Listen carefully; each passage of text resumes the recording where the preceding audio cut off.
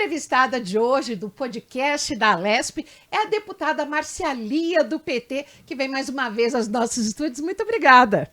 Eu fico muito feliz, Renata, de poder novamente fazer uma conversa gostosa com vocês aqui da TV Alesp. Muito obrigada, deputada. A gente tem várias coisas aqui já agendadas da nossa última conversa ao final do ano passado. Sim. Começo perguntando para a senhora. Ao final do ano passado, a senhora recebeu, inclusive fez um evento aqui na casa com o ministro Wellington Dias. Eu gostaria de saber o que evoluiu de lá para cá, se a senhora já retornou a Brasília, o que a senhora tem para trazer de informações no que diz respeito à habitação, essa questão do desenvolvimento social. Bom, primeiro dizer que realmente foi uma honra para a Alesp, né? A gente ter recebido o ministro do Desenvolvimento Social, Wellington Dias. Ele esteve aqui no dia 4 de dezembro conosco. E agora nós estamos nas tratativas de 2 projetos. Um deles é a gente poder fazer a qualificação das entidades do terceiro setor. E ainda nesse primeiro semestre, a gente vai ter uma agenda com o ministro lá em Brasília para a gente, vamos dizer assim, alinhavar os contornos dessas realizações que a gente vai fazer pelo interior do estado. E a segunda coisa que nós começamos a construir com o ministro, eu já tive 2 agendas com ele lá em Brasília, inclusive essa semana passada eu tive com ele lá em Brasília, com a equipe dele, porque nós estamos elaborando um projeto muito interessante junto com a Universidade Federal de São Carlos, a UFSCar, com as comunas. Nós temos 3 comunas da terra aqui no entorno da Grande São Paulo, né? Uma comuna em São Paulo, lá no Jaraguá, uma comuna em Caieiras e uma comuna em Franco da Rocha.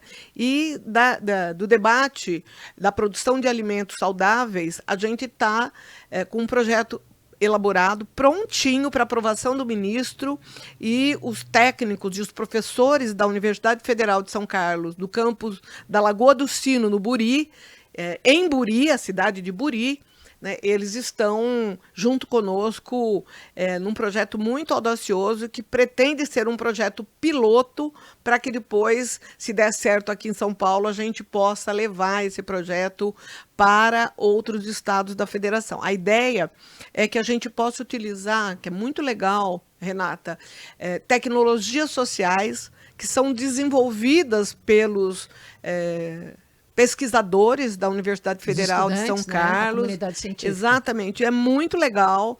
Eles desenvolvem várias tecnologias de produção, de produção de água, de produção de alimentos, e tudo isso está sendo desenhado num boneco de projeto que a gente, ainda nesse primeiro semestre, deve estar sentando com o ministro, talvez daqui a alguns dias, para que o ministro possa dizer, tá legal, o abastecimento de alimentos é importante, a ideia é que a gente possa produzir o alimento nessas comunas, né? Produzir mandioca, produzir cebola, cenoura, muita coisa, para que depois a gente possa colocar no PAA, para que a gente possa disponibilizar para as comunidades carentes. E a ideia é que a própria prefeitura dessas cidades possa adquirir esses produtos que vão ser produzidos pela comuna, produtos que serão subsidiados pelo Ministério do Desenvolvimento Social para que atendam as famílias em vulnerabilidade social. É muito legal e a gente está nas tratativas finais. O projeto está prontinho. Para 4 regiões do estado. Isso, só falta o ministro acatar o projeto e dizer, tá aqui o recurso, vamos tocar o projeto. Se esse projeto piloto for o que a gente pretende que ele seja, né, com a utilização dessas tecnologias sociais utilizadas pelos professores do campus lá da Universidade Federal, com certeza a gente vai poder repicar, levar para outros estados, levar para outras regiões de São Paulo esse projeto. Está muito legal e a gente só está esperando a agenda do ministro para finalizar e o ministro dizer, ó, está aqui o recurso para que a Universidade Federal possa tocar o projeto. Por favor, deputada, detalhe o termo comuna. São o quê? Comunidades? São pequenas comunidades de pessoas assentadas, né? Tem a Comuna da Terra Irmã Alberta, tem a Comuna da Terra Dom Tomás Balduino e tem a outra que eu não estou me lembrando o nome agora. São 3 comunidades onde eles já produzem, com muita dificuldade, mas eles já produzem alimentos, eles já abastecem com as setas verdes, já vendem para o PAA. E a ideia é que a partir dessas tecnologias sociais a gente possa produzir mais, né? Produzir com mais qualidade, produzir para poder realmente melhorar a qualidade de vida. E melhorar a qualidade da alimentação das pessoas em vulnerabilidade social. Esse é o objetivo do projeto. E aí haveria essa distribuição por parte das prefeituras? Sim, a prefeitura, através do programa PAA Adquire, que é o programa de compras institucionais, e atende a comunidade carente. Lá no bairro X, que tem muitas famílias em vulnerabilidade, as pessoas vão receber uma cesta de alimentos, né? E essa cesta de alimentos vai servir para melhorar a qualidade de alimentação das crianças, da comunidade mais pobre. E assim, é muito legal. A ideia é sensacional e o ministro comprou a nossa ideia. Deputada, a senhora frequenta muito Brasília, inclusive a senhora acaba de chegar de lá. Sim. O que a senhora traz de novidades aqui para a Lesp? Olha, e para a população? A gente foi numa agenda muito importante para nós que trabalhamos com a questão da agricultura familiar, para discutir os problemas que a gente tem vivenciado do Banco da Terra. O Banco da Terra é um programa muito interessante, que é já de muitos anos, que é o Programa Nacional de Crédito Fundiário, onde o governo federal ele financia para os pequenos agricultores a compra de propriedades. E aí as pessoas se juntam em associações, por exemplo, 15 pessoas querem comprar uma determinada área de terra para produzir alimentos. Então o governo, através do Programa Nacional de Crédito Fundiário, compra, né? E as pessoas depois vão ter um período de carência, é dividido em muitas prestações, e aí as pessoas vão pagando a terra com o produto da produção que elas estão fazendo e conseguindo vender. Por isso, inclusive, que tem o período de carência. E a gente tem algumas dificuldades em alguns desses programas de Banco da Terra no estado de São Paulo. Então, nós estivemos lá no Ministério do Desenvolvimento Agrário, conversando com a Shirley, conversando com o Moisés, para que a gente possa vir para o interior de São Paulo, junto com uma equipe técnica do Ministério, para a gente identificar onde tem os problemas, quais são os problemas, para que a gente possa solucionar essas questões que muitas vezes impossibilitam esses trabalhadores rurais de conseguir participar de programas como, por exemplo, o Pronaf. Certo. Agora também há problemas no que diz respeito à Minha Casa Minha Vida, a senhora identificou? Sim, nós estamos com alguns problemas pelo interior de São Paulo eu sou contra a construção de Minha Casa Minha Vida em prédios, de forma vertical. Eu acho que Minha Casa Minha Vida sempre tem que ser horizontal. Por quê? Porque é muito difícil você colocar pessoas simples, pessoas que muitas vezes estão em vulnerabilidade social, estão desempregadas, num condomínio. Porque o condomínio, ele implica em uma série de regras, né? Você tem que pagar um condomínio, e alguns desses condomínios que nós identificamos, por exemplo, na cidade de Botucatu, o valor da taxa condominial é maior do que o valor da prestação do apartamento. E aí isso virou um grande problema. Então, ontem eu estive na Caixa Econômica Federal, conversando com a equipe da Caixa Econômica Federal em Brasília, para a gente destravar esses problemas e a gente encontrar uma saída, uma solução. Temos um outro problema, por exemplo, da construção de um imóvel, são 252 unidades do Minha Casa Minha Vida em Ribeirão Preto, que é no condomínio Palmiro Bim. Esse prédio ele foi construído, são várias torres, mas foi construído a partir do programa Minha Casa Minha Vida Faixa 1, há mais de 10 anos, só que o imóvel foi muito mal feito, muito mal construído. Então, ele tem vícios redibitórios muito graves, só que A construtora, ela tem 5 anos para poder... Ela é responsável por exatamente, para poder sanear, né, esses problemas, resolver essas questões quando apresentam vícios. Acontece que essa empresa faliu no meio do caminho, ninguém tomou providência e hoje o prédio está em condições de inabitabilidade. Ele pode cair na cabeça das pessoas, ele está deslocando pedaços do imóvel, caindo na casa, dentro do apartamento das pessoas. E ninguém queria assumir o pai da criança, né? Ninguém queria cuidar desse problema. Então, a menina que nos procurou, que é uma das moradoras desse condomínio, ela disse, olha, deputada, nós já falamos com o prefeito de Ribeirão, nós já falamos com a Caixa Econômica em Ribeirão. Aí eu fui para a Caixa Econômica em Ribeirão, conversei com o superintendente, ele falou assim, deputada, a senhora está coberta de razão, só que eu não tenho autonomia para resolver esse problema. Eu falei, mas quem tem? Brasília. Eu falei, tá bom, então botei o projeto embaixo do braço e fui lá. Já é a segunda reunião que eu faço com a direção. Aliás, o presidente da Caixa Econômica Federal, Carlos, né, o doutor Carlos, ele me recebeu muito bem, me encaminhou para a equipe técnica dele. Estamos falando com o Marcelo, estamos falando com o Raul Gomes, que são pessoas que estão diretamente ligadas com essa questão do programa Minha Casa Minha Vida. E a gente está encontrando uma solução para isso, né? Vamos fazer uma reunião online nos próximos dias. Para que a Caixa assuma... Para que a Caixa, através de um fundo garantidor, que existe, o FAR, que é o Fundo de Arrendamento Residencial, né? Que ele possa ser movimentado e que a gente possa fazer aquilo que deveria ter sido feito quando começaram os primeiros problemas, né? E não se foi feito, não se fez. Não aconteceu. Não aconteceu, não fez. E agora, depois de mais de 10 anos, a gente se depara com essa situação grave, né?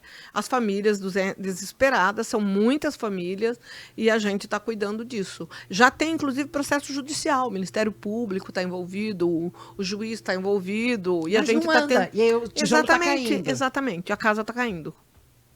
E isso é muito grave, né? É muito grave. Então, são questões assim muito difíceis de serem solucionadas. E a gente precisa buscar aqueles que, de fato, têm que solucionar e têm condições para isso e têm recurso para isso. Que, no caso, é a Caixa Econômica Federal, porque ela é a representante do governo federal, ela é quem opera a construção, ela é quem fiscaliza a construção do programa Minha Casa Minha Vida. Entendi. E aqui para o estado de São Paulo, a senhora tem informações de novos programas Minha Casa Minha Vida? Sim. Mas na área como a senhora gostaria que fosse, na área horizontal e não vertical? A gente tem, sim, vários municípios pelo interior do estado, inclusive a minha cidade, Araraquara, nós vamos construir mais de 400 unidades habitacionais agora, né, com o programa Minha Casa Minha Vida, e várias cidades que foram contempladas nesse primeiro momento do Minha Casa Minha Vida. Mas eu queria também, se você me permite, falar um pouco sobre uma questão que tem sido muito bem cuidada pela gente, né? A gente trabalha muito a questão da agricultura familiar, Renata.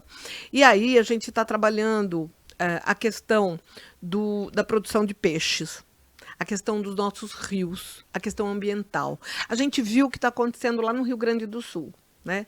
Questões ambientais que não foram cuidadas e que ocasionou esse desastre ambiental que a gente está vivendo, com a perda de quase 200 pessoas que foram a óbito, milhares de pessoas perderam as suas casas, porque a gente não está cuidando daquilo que a gente devia preservar, que é a terra, que são as águas, que é a produção de alimento saudável. A gente não está cuidando. Então, a gente tem um problema sério no estado de São Paulo, que é a qualidade de água dos nossos rios.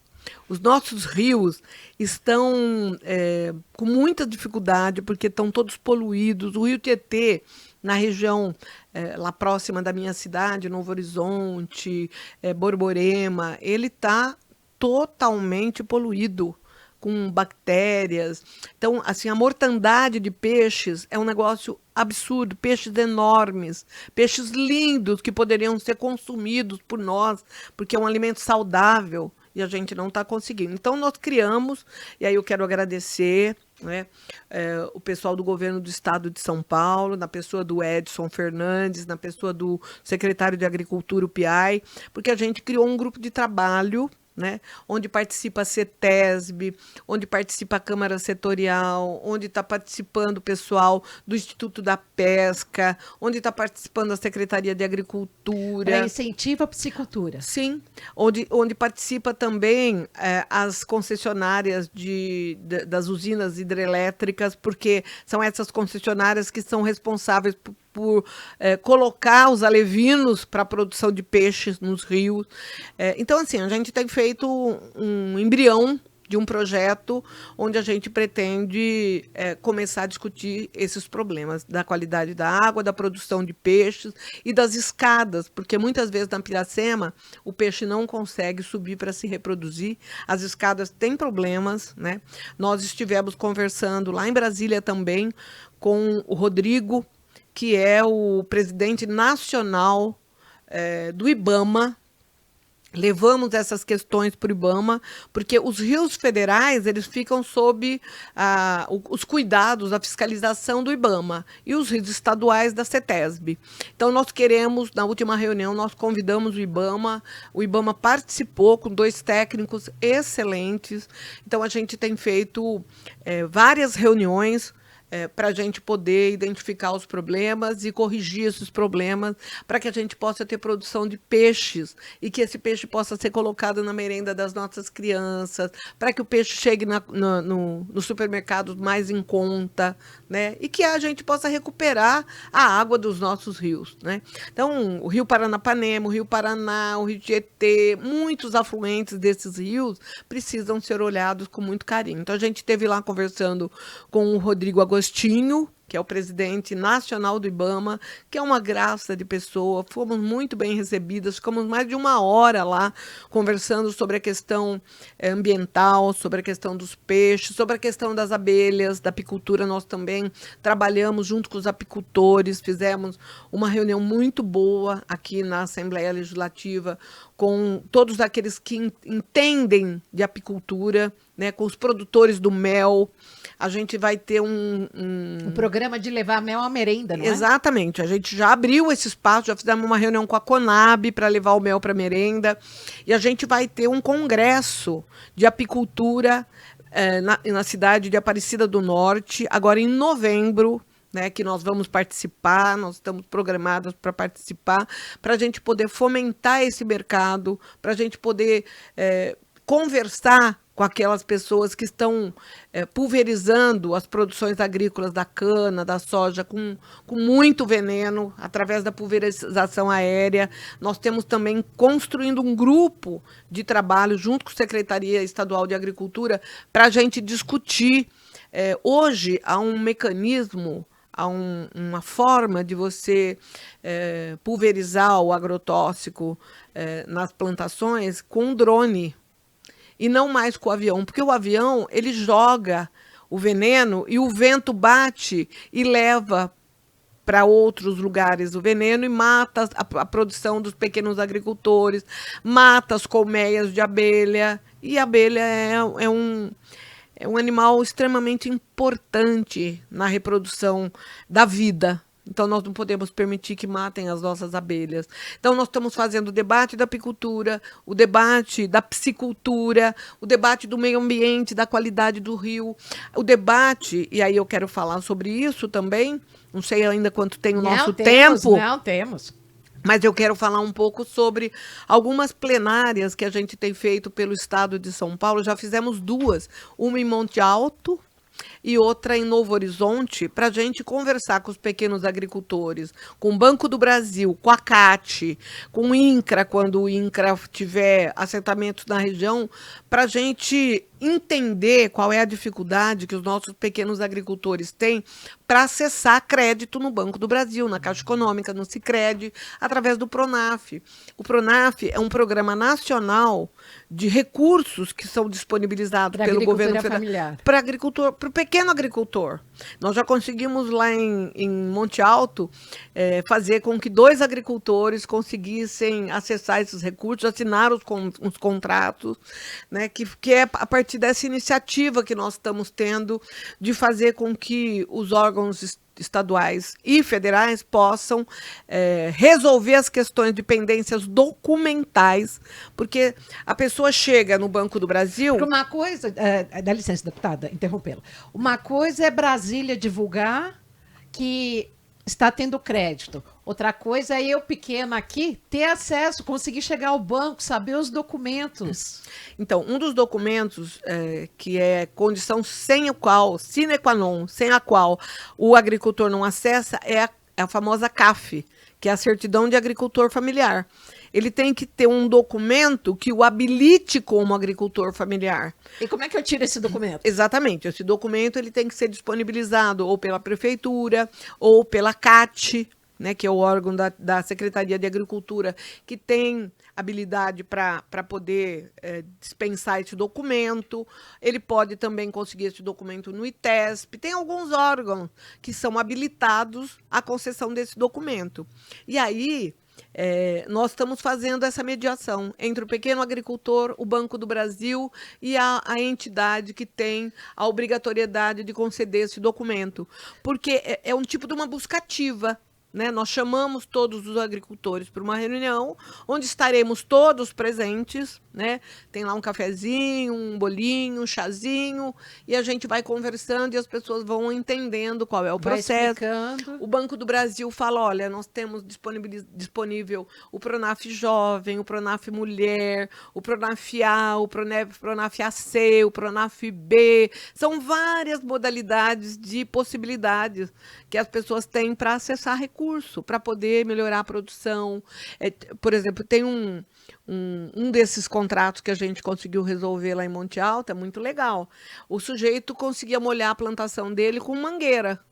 Agora, ele conseguiu, através do Pronaf, ele vai comprar um sistema de irrigação, onde ele liga o sistema e automaticamente pulveriza. Toda ele é pequeno agricultor. Se não tiver quem disponibilize recurso para ele poder produzir mais e com qualidade e com menor tempo, porque imagina o que ele gasta para molhar toda a plantação dele, no sítio dele, com mangueira. Desperdício, a mangueira racha, ele tem que ficar sempre trocando pedaços da mangueira, e agora ele vai ter obra. Exatamente, ele vai ter um sistema de irrigação, né, que vai facilitar a vida dele, e ele vai poder usar o tempo disponível, talvez para plantar outras coisas, para buscar outros incentivos, vai sobrar tempo. Para fazer parte do Pronaf, para estar inserido em programas de agricultura familiar, há de se ter uma área máxima do terreno? Na verdade, são as pessoas que têm pequenas propriedades. Então, né? Essa pequena propriedade tem um limite máximo? Não tem. Ele tem que produzir, tem que ter bloco de produtor. E a agricultura familiar, esse agricultor, ele pode ter funcionários? Como que funciona isso? Pode ter. Pode empregar? Pode empregar. Ele pode empregar. E tem várias modalidades. Tem o pequeno empreendedor, tem o pequeno agricultor, tem várias modalidades, tem faixas. E existe um censo, um número para qual a senhora trabalha nessa área da agricultura familiar? Quantas pessoas nós temos envolvidas com esse produto aqui no estado de São Paulo? Renata, 70% do alimento que nós consumimos, 70% vem da agricultura familiar. Então, a gente está abrindo as portas da Conab, a gente está abrindo... Agora nós vamos ter uma discussão com o CEAGESP, nós estamos abrindo as portas dos bancos, né, dos bancos públicos, né, para que as pessoas possam entender o que é, como chegar, quais os documentos, e aí a gente leva quem tem a possibilidade de dar o documento, de fazer com que a pessoa... tire o bloco de produtor rural, que ele possa se organizar enquanto pequeno produtor, e aí ele pode acessar crédito que está disponível. O governo federal, através do Plano Safra, ele disponibilizou no último Plano Safra, agora em junho tem outro, 72 bilhões de reais para os pequenos agricultores. Só que se eu disser para você que nem 20% consegue acessar esse recurso, você acredita? Porque Por não isso, tem essa documentação. porque não tem Não sabe o conhecimento, caminho. não sabe o caminho, não tem, às vezes na cidade não tem quem emita a CAF, Entendi. entendeu? E a gente quer fazer com que Uma série de dificuldades acessar, vão sendo colocadas que a exato, pessoa ela tem exato. que trabalhar para comer ou ela tem que ir atrás da O documentação. Renata, para ele poder acessar o Pronaf, ele tem que ter um projeto. Né? Ele tem que dizer para o banco, olha, você vai disponibilizar X valor para mim, mas eu tenho um projeto. Eu vou plantar mandioca, eu vou plantar cenoura, eu vou plantar isso, eu vou fazer irrigação, ou eu vou produzir mel, ou eu vou produzir peixe. Né? A pessoa precisa ter um projeto. E o projeto tem toda uma... Não é um projeto simples de escrever. Não é de próprio punho, tem que ter um projeto. Então, o Banco do Brasil está disponibilizando também para profissionais para fazer isso. A gente está fazendo essa mediação. Nós estamos funcionando como mediadores para que as pessoas possam acessar crédito e produzir alimentos, porque se a gente não tiver produção de alimentos em quantidade, a gente vai ter o alimento muito caro. A gente viu agora, nos últimos tempos, eu cheguei a pagar 1 quilo de banana, R$12. Né? Num estado que a gente sabe que o Vale do Ribeira produz... O Vale do Ribeira não, o Vale do... Vale do Ribeira, é isso mesmo. É isso mesmo. Eu estava confundido com o Vale do Paraíba. Sim, não, Vale do Ribeira. O Vale do Ribeira produz muita banana. Você anda quilômetros e quilômetros e quilômetros de estrada vendo produção de banana. E a banana chegou na nossa mesa. A banana é a fruta do pobre. Né? Sempre foi. Quando não tinha dinheiro para comprar uma maçã, era banana. Né? Hoje o pobre não pode comer nem banana, porque está muito caro. Agora, a batata muito cara. Então, se a gente consegue fazer com que essas pessoas tenham subsídios para poder produzir, o alimento vai ter mais quantidade de cenoura, mais quantidade de batata, mais quantidade de mel, mais quantidade de peixe, saudável, mais quantidade de alface. Exatamente, as pessoas vão consumir mais a menor preço. Deputada Marcialia, que lição que o Legislativo paulista pode tirar da tragédia que a gente tem no Rio Grande do Sul? Nós temos que cuidar do nosso meio ambiente. Eu acho que a prioridade número 1 hoje, de quem entende, né, o papel que a gente cumpre nesse mundo, nessa sociedade, é cuidar daquilo que nos dá vida. O meio ambiente é que nos dá vida.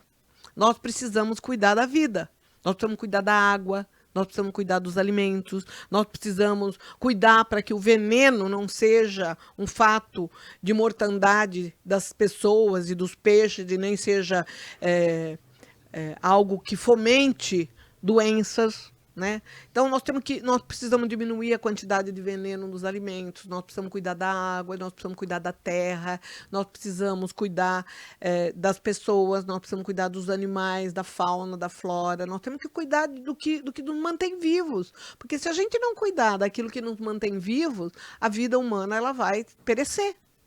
E é o que aconteceu no Rio Grande do Sul. Né?